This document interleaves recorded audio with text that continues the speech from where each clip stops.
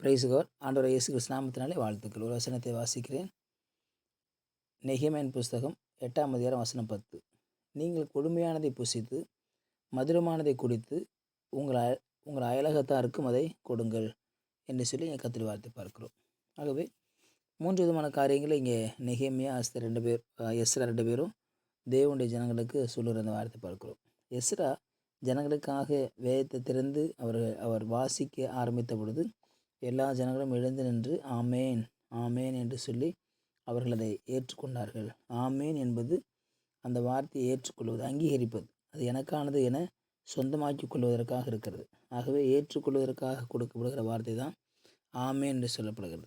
ஆகவே அவங்க ஏற்றுக்கொள்வதற்கு ஒரு அடையாளமாக அங்கே எஸ்ரா சொல்கிறார், நீங்கள் இந்த வார்த்தைகளை ஏற்றுக்கொண்டதுனால, ஆமேன் சொன்னதுனால, இந்த கொடுமையான வார்த்தைகளை நீங்கள் சாப்பிடுங்கள், புசியுங்கள். Rich food, eat rich food, விலை உயர்ந்த ஆகாரத்தை அல்லது ஒரு கௌரவமான ஒரு ஆகாரத்தை அல்லது உன்னதமான ஆகாரத்தை, ராஜாக்கள் உண்ணுகிற ஆகாரத்தை, தேவையான ஆகாரத்தை நீங்கள் உண்ண வேண்டும்.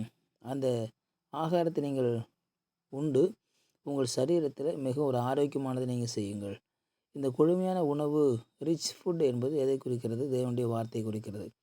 இஸ்ரேல் ஜனங்கள் பாபிலோனில் 70 ஆண்டுகள் இருந்தாங்க. அங்கே இருக்கிற ஆண்டுகள் வரைக்கும் அவர்களுக்கு வேதவசனம் கிடைக்கவில்லை. வேதவசனம் கிடைக்காத காரணத்தினால அவர்கள் பாபிலோன் ஆட்சியில் நின்று அழுதார்கள். இப்பொழுதோ தங்களுடைய சொந்த தேசமாகிய எருசலேமுக்கு வந்து விட்டார்கள். தேவனுடைய வார்த்தை அவர்களுக்கு கிட்டி சேர்ந்தது, அது கிடைத்து விட்டது. ஆகவே தான் அந்த வார்த்தைகளை கேட்டு ஆமேன் என்று சொல்லி அவர்கள் எழுந்து அந்த வார்த்தையை ஆமோதித்தார்கள். ஆகவே தான் இங்கே எஸ்ரா சொல்கிறார், அந்த கொடுமையான வார்த்தையை நீங்கள் ஏற்றுக்கொள்ளுங்கள், இதை நீங்கள் புசியுங்கள், இது உங்களுடைய சரீரத்திற்கு மிகவும் அவசியமானது, அது மிக ஆரோக்கியமாக இருக்கிறது.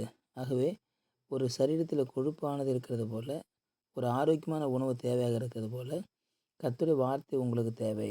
கர்த்தருடைய வார்த்தை நீங்கள் புசிக்கிற பொழுது உங்களுடைய சரீரம் ஆரோக்கியமாக இருக்கும், உங்கள் சரீரம் மிகவும் பிரயோஜனம் உள்ளதாக மாறும். அதே போல் ட்ரிங்க் ஸ்வீட் ட்ரிங்க், மதுரமானதை குடியுங்கள். மதுரமானதை நீங்கள் குடிக்கிற பொழுது அது உங்களோட வாழ்க்கையில் ஒரு நல்ல ஒரு ஆகாரமாக இருக்கும். தண்ணீர் ஆகாரம், தண்ணீர் என்பது மிக முக்கியமான ஒரு பானமாக இருக்கிறது. தாகமாக இருக்கிறவர்களே எல்லோரும் இடத்துல வாருங்கள் என்று வேதவசனத்தில் வாசிக்கிறோம். தாகமாக இருக்கிற ஒவ்வொருவரும், தேவன் பேரிலே தாகம், தேவனுடைய வார்த்தையில் தாகம், அடுத்து தேவன் பேரில் தாகம், தேவனையே தாகமாக இருப்பது, அவர் தேவனுடைய ஆவியானவர் நம்மை நிரப்புகிறார். தேவன் பேரிலும் நாம் தாகமாக இருக்கிற பொழுது அவர் நம்மை நிரப்பி ஆசீர்வதிக்கிற தேவனாக இருக்கிறார். அதே போல் இந்த பெற்றுக்கொண்ட நீங்கள் மற்றவர்களுக்கும் கொடுங்கள், மற்றவர்களும் கொடுங்கள், தேவனை கொடுங்கள், தேவனுடைய வார்த்தையை கொடுங்கள். இது 2 தான் வாழ்க்கை மிக முக்கியமாக இருக்கிறது. இது 2 நீங்கள் கொடுக்குற பொழுது அவர்களும் சந்தோஷம் அடைய முடியும், அவர்களுக்கும் இது பிரயோஜனமாக மாற முடியும். ஆகவே நீங்கள் கொடுமையானது உண்கிறது மாத்திரமல்ல, நீங்கள் ருசியானதை குடிக்கிறது மாத்திரமல்ல, மற்றவர்களும் கொடுக்க வேண்டும். மற்றவர்களும் கொடுத்து அவர்களும் திருப்தி அடையும்படியாக உண்ணவும் குடிக்கவும் நீங்கள் கொடுக்க வேண்டும் என்று சொல்லி இங்கே சொல்லப்படுகிறது. ஆகவே மிக அத்தியாவசியமாக இருக்கிறது 2ம் ஒவ்வொரு மனுஷனுக்கும் தேவை. இன்றைக்கி மனுஷன் கடவுளை தேடி எங்கெங்கேயோ போயிட்டுருக்கான். 2வது கடவுள் பேச வேண்டும் என்று சொல்லி இவன் என்னென்னவோ பேசிகிட்டு இருக்கான். ஆனால் தேவனுடைய வார்த்தை தான் கடவுள் பேசின வார்த்தை. ஏற்கனவே அவர் பேசினது நம்ம கையிலுக்கு வந்துடுச்சு, நம்ம கையில் இருக்கப்போ தேவன் என்ன பேச போகிறார்? வேதவசனத்தை வாசித்தா தெரிஞ்சிடும் அவர் என்ன பேச போகிறார் என்று, என்ன பேசி வைத்திருக்கிறார் என்று சொல்லி. தேவன் யார்? அவரை நாம் உணர்கிறோம், அவரை நாம் அடைகிறோம். பேசும் பொழுது நாம் அவரை குறித்து நாம் சந்தோஷம் அடைகிறோம்.